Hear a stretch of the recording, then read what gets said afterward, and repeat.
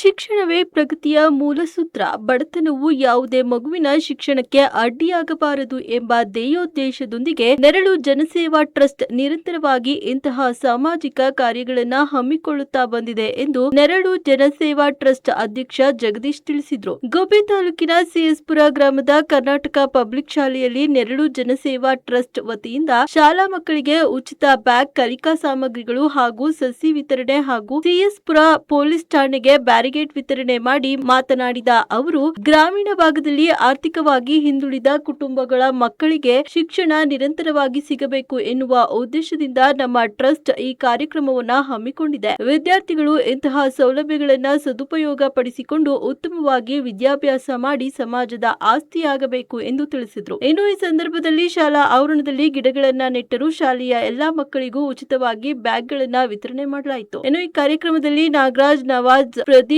ಮಧು, ಸಂತೋಷ್, ರುದ್ರೇಶ್, ಪ್ರಕಾಶ್, ಶಾಬಾಷ್, ಪ್ರವೀಣ್, ಕೆಂಪರಾಜು, ಹಳೆ ವಿದ್ಯಾರ್ಥಿಗಳ ಸಂಘದ ಅಧ್ಯಕ್ಷ ಗಿರೀಶ್, ಟ್ರಸ್ಟ್ ಪದಾಧಿಕಾರಿಗಳು, ಪೋಷಕರು, ವಿದ್ಯಾರ್ಥಿಗಳು ಉಪಸ್ಥಿತರಿದ್ದರು.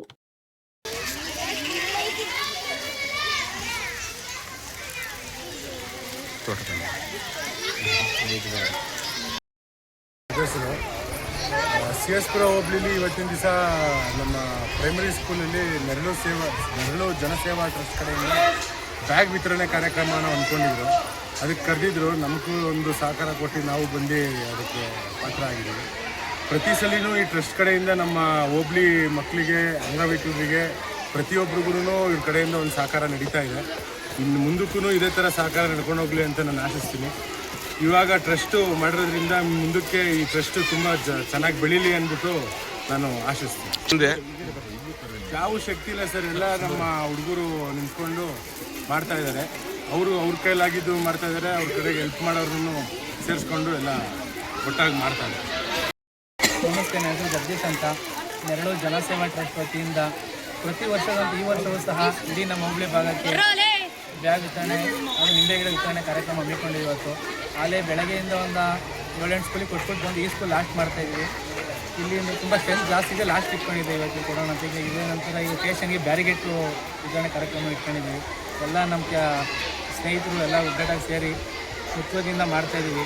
ಎಲ್ಲ ನಮ್ಮ ಟೀಮ್ ಎಲ್ಲ ಸೇರಿ ಮುಂದಿನ ದಿನಗಳಲ್ಲಿ ದೊಡ್ಡ ಮಟ್ಟದಲ್ಲಿ ಮಾಡಬೇಕು ಅಂತೆಲ್ಲ ನಮ್ಮದೊಂದು ಪ್ಲ್ಯಾನ್ ಇದೆ ಸರ್. ಎಲ್ಲ ಮಾಡ್ತಿರ್ತೀವಿ.